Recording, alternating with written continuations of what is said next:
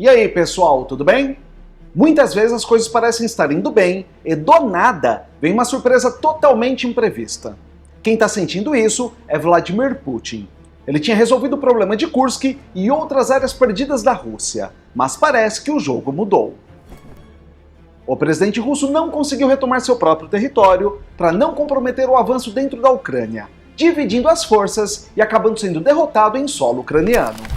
Então ele teve a ideia de falar com o ditador norte-coreano e pedir mais do que armamentos, mas também homens bem treinados das forças de elite do país. Assim ele conseguiria retomar seu território sem mexer na linha de frente na Ucrânia.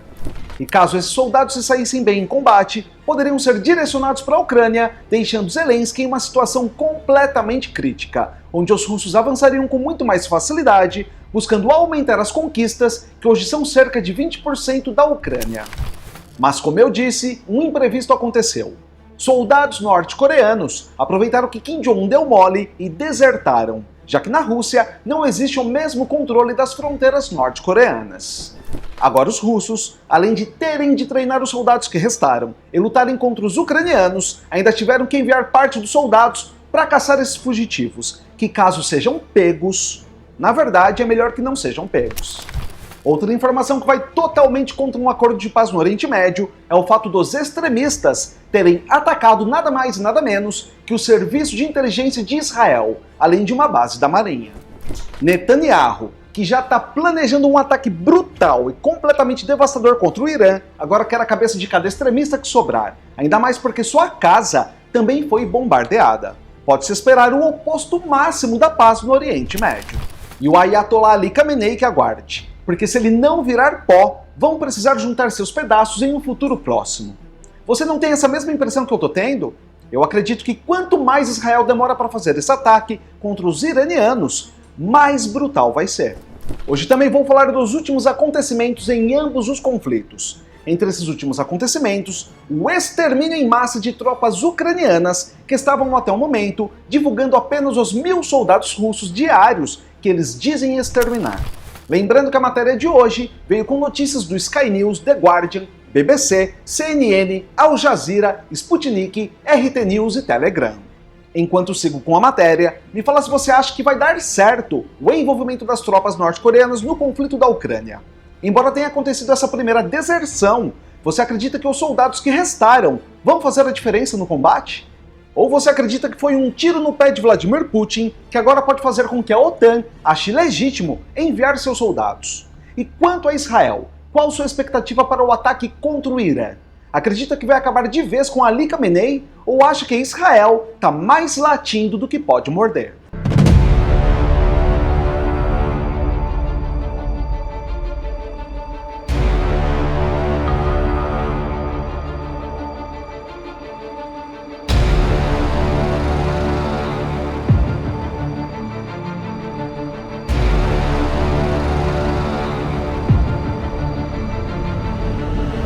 Mas antes de continuar esse vídeo, se você ainda não é inscrito, não perca tempo, se inscreva aqui. Vale a pena, eu te garanto. Deixe seu like para o YouTube recompensar o lucro da terra, e se você curtir muito esse conteúdo, ajude nosso trabalho clicando em valeu. É muito, mas muito obrigado pela força de sempre.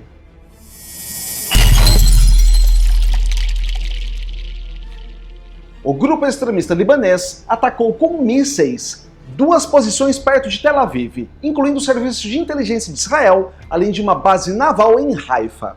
A ação marcou mais um episódio da escalada de tensão entre Líbano e Israel. Eles afirmaram que os mísseis atingiram a base da unidade 8200 da inteligência militar de Israel. No dia anterior, já tinham reivindicado um ataque semelhante, mostrando a continuidade dos ataques contra os israelenses. Além desses ataques, o grupo extremista do Líbano também bombardeou a base naval de Stella Maris, localizada ao noroeste de Haifa. A movimentação do grupo tem sido constante, com alvos estratégicos em diferentes locais israelenses. O exército israelense respondeu ao ataque, identificando 5 projéteis vindo do Líbano. A maioria dos mísseis foi interceptada, evitando maiores danos, e nenhuma vítima foi relatada até o momento. Como retaliação, Israel atacou 300 alvos do grupo extremista no Líbano, ampliando sua ofensiva e atingindo até o sistema financeiro do grupo. Bombardeios perto do aeroporto de Beirute forçaram mudança nas pistas de pouso.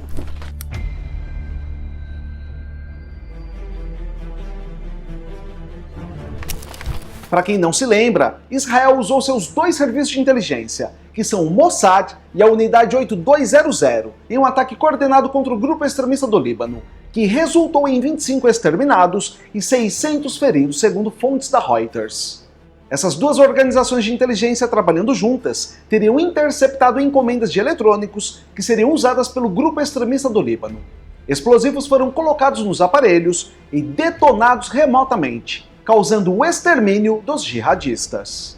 A Unidade 8200, responsável por planejar essa operação, é especialista em conflito cibernético e inteligência militar. Ela já foi envolvida em ataques virtuais, como o envio de vírus para desativar centrífugas nucleares do Irã. Com uma estrutura jovem e inovadora, a Unidade 8200 se assemelha a uma startup tecnológica e conta com pequenos grupos de jovens militares altamente capacitados, atuando nas operações mais sofisticadas de Israel. A forma de operar da Unidade 8200 é vista como uma nova forma de combate, onde as tecnologias modernas são usadas para causar impacto direto no campo de batalha, sem que as forças inimigas percebam até que seja tarde demais.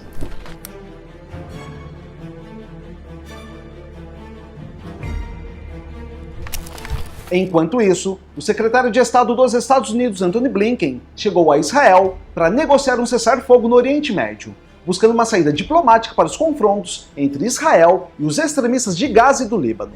Até agora, os esforços para pôr fim no conflito, que já dura mais de um ano, não tiveram sucesso. A execução do líder do grupo extremista de Gaza trouxe esperanças, mas Israel continua firme em suas operações militares. Blinken se encontrará com o primeiro-ministro Benjamin Netanyahu e outros líderes israelenses para discutir como reconstruir Gaza e alcançar um cessar-fogo.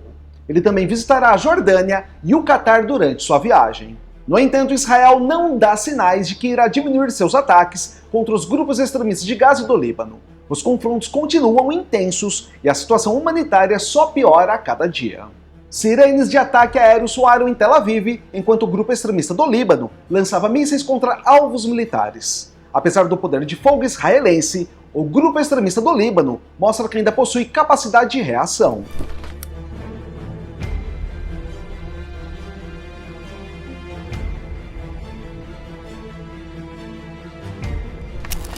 Os extremistas libaneses confirmaram que alguns dos seus combatentes foram capturados pelo exército israelense. Embora o grupo não tenha dado números exatos, eles responsabilizaram Israel pela vida desses prisioneiros. A Anistia Internacional pediu que os bombardeios israelenses contra uma empresa financeira ligada aos extremistas do Líbano sejam investigadas como crimes internacionais. A instituição foi alvo de ataque no Líbano.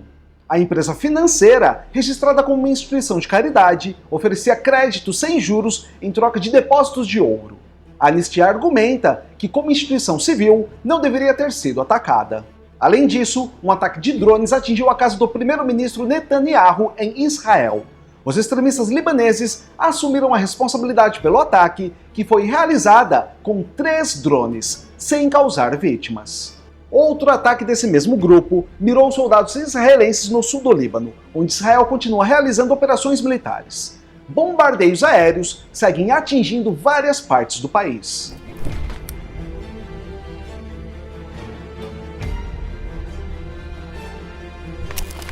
Enquanto os ataques continuam, os extremistas de Gaza afirmam ter atacado 3 escavadeiras blindadas israelenses no norte da região do grupo, utilizando mísseis e dispositivos explosivos.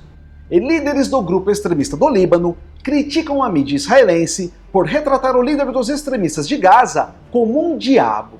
Segundo eles, os verdadeiros culpados são os israelenses e não o líder exterminado. Outro ataque extremista exterminou soldados israelenses com um explosivo. O grupo diz que a explosão ocorreu no campo de refugiados de Gibalia, ao norte de Gaza. O ministro das Relações Exteriores do Irã alertou que seus vizinhos não permitirão que Israel use seu território ou espaço aéreo para atacar o país. A tensão entre Irã e Israel continua a aumentar. O Irã monitora de perto as movimentações das bases americanas na região e está no aguardo de um ataque brutal que Israel está planejando há semanas. O mundo espera um dos piores ataques já sofridos pelos iranianos, com o possível extermínio de Ali Khamenei.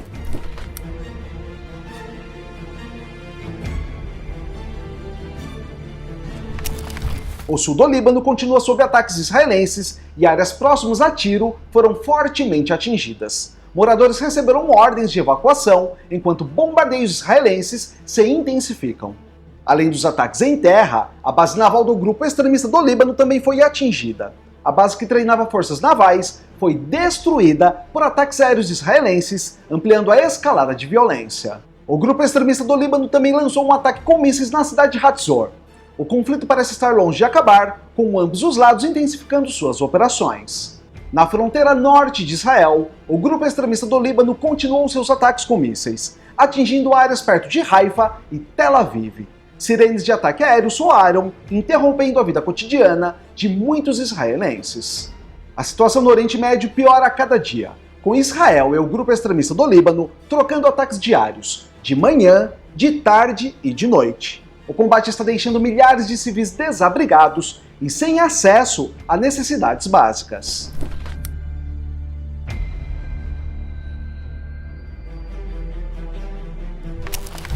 Um grupo de soldados norte-coreanos, enviado para apoiar a Rússia, desertou perto da fronteira com a Ucrânia, na região de Briansk.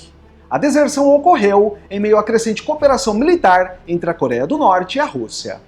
Esses 18 soldados fugiram para uma área localizada a cerca de 7 quilômetros da fronteira. As forças russas ainda estão tentando localizá-los, mas até o momento não conseguiram capturá-los.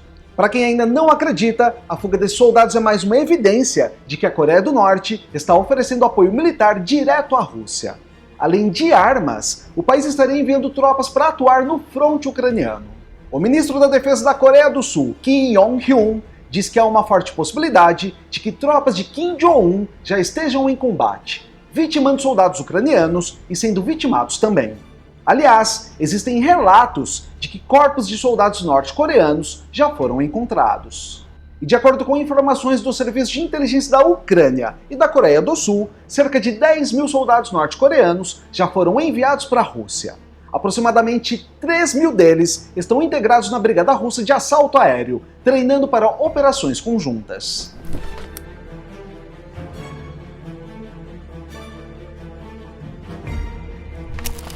O governo da Coreia do Sul estuda enviar uma equipe de militares de inteligência à Ucrânia para monitorar a atuação dos soldados norte-coreanos.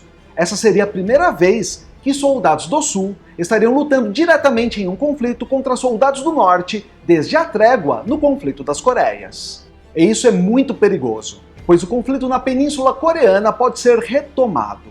Nesse momento, a Coreia do Sul busca entender melhor as táticas de combate dos militares norte-coreanos em solo ucraniano, para prever uma defesa eficaz na fronteira caso Kim Jong-un decida invadir o Sul.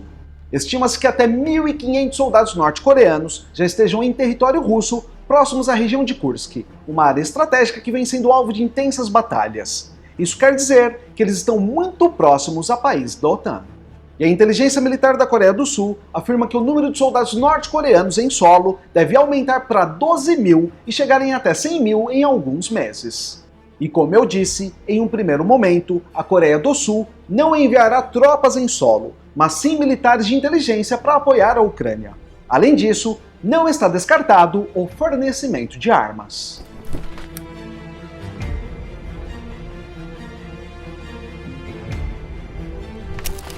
A tensão na região foi multiplicada com a presença de tropas norte-coreanas. O mundo está em alerta na possibilidade de um conflito mundial e segue monitorando de perto os desdobramentos da aliança entre Rússia, Coreia do Norte, China e Irã.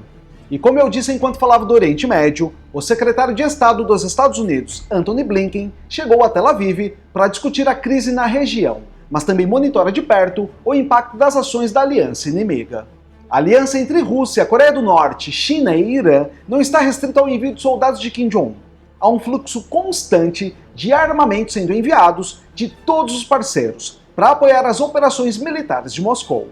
E a presença norte-coreana no conflito, embora ainda discreta, levanta preocupações sobre o envolvimento de outros países asiáticos, o que poderia expandir ainda mais o combate para um nível global ou nuclear.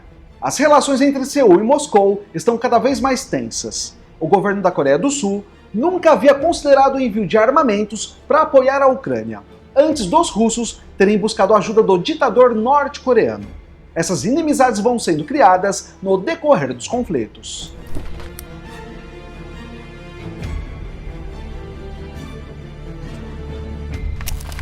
E desde a invasão russa à Ucrânia em fevereiro de 2022, a população ucraniana diminuiu em cerca de 8 milhões de pessoas, de acordo com um relatório divulgado pela ONU. A queda populacional é resultado de uma combinação de fatores, incluindo a emigração em massa e a baixa taxa de natalidade. Antes mesmo do conflito, a Ucrânia já enfrentava sérios desafios demográficos.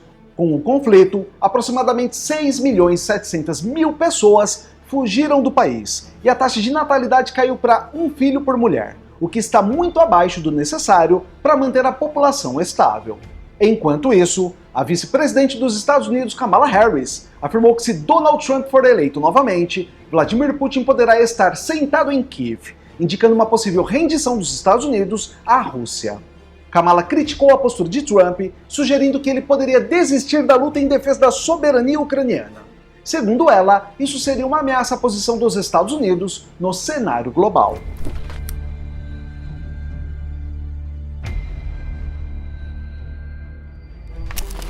E 3 meses após a invasão surpresa da Ucrânia na região russa de Kursk, as forças de Vladimir Putin recuperaram 1/3 do território que havia sido ocupado, aumentando a pressão sobre o presidente Zelensky. A retomada dessas áreas por Putin foi lenta, mas consistente. Kiev afirma manter o controle sobre 1.000 km² da região.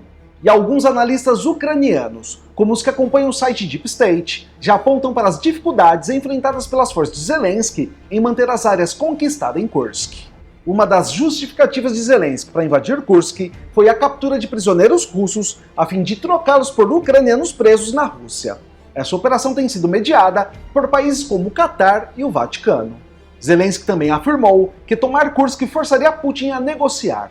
Contudo, o resultado foi o oposto. As conversas de paz, que estavam avançando, especialmente com a mediação da China, foram interrompidas.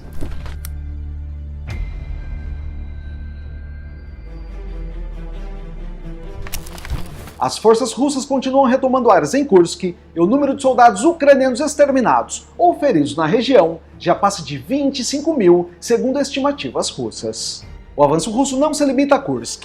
No leste da Ucrânia, a Rússia controla quase toda a região de Luhansk e 60% de Donetsk, além de 75% de Kherson e Zaporizhzhia. Essas 4 regiões foram anexadas pela Rússia em 2022, e Putin já declarou que a incorporação total dessas áreas é uma das condições para o fim do conflito. Inclusive, o Brasil apresentou um plano de paz que segue essa condição, e Donald Trump parece concordar também. Porém, Zelensky, com o apoio do Ocidente caso Trump não seja vitorioso, continua a rejeitar qualquer perda territorial. Ele ainda reivindica a Crimeia, anexada pela Rússia em 2014, como parte integral do território ucraniano. Para isso, ele reforça que precisa atacar a Rússia com as melhores armas da OTAN. O Ocidente, no entanto, tem se mostrado hesitante em fornecer armamentos de longo alcance à Ucrânia, especialmente para ataques em território russo. Biden prometeu mais apoio, mas com muita cautela.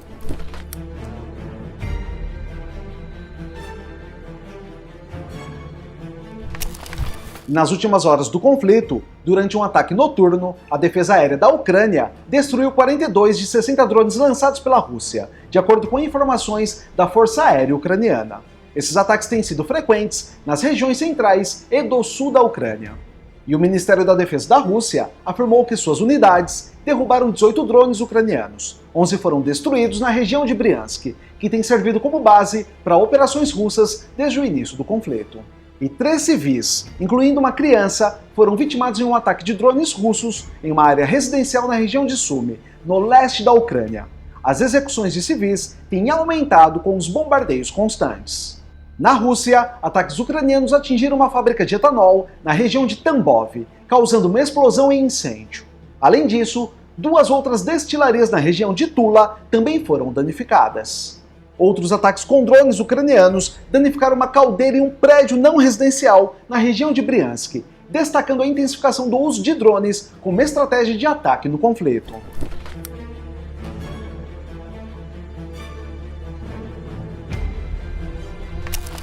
Por fim, o presidente Vladimir Putin se reunirá com líderes mundiais em um encontro do BRICS na região russa de Kazan.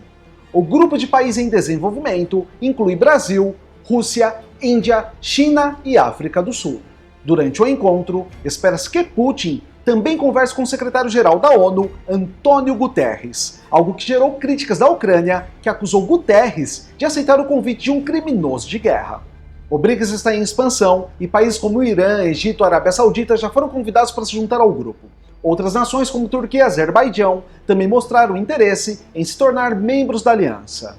O encontro do BRICS é visto como uma oportunidade para a Rússia fortalecer suas alianças em meio às sanções impostas pelo Ocidente. O apoio de países emergentes é fundamental para a estratégia de Putin.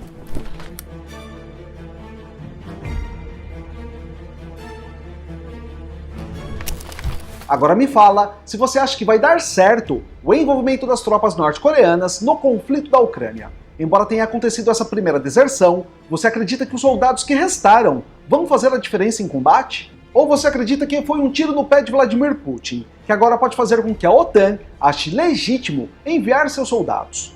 E quanto a Israel, qual sua expectativa para o ataque contra o Irã? Acredita que vai acabar de vez com Ali Khamenei ou acha que Israel está mais latindo do que pode morder?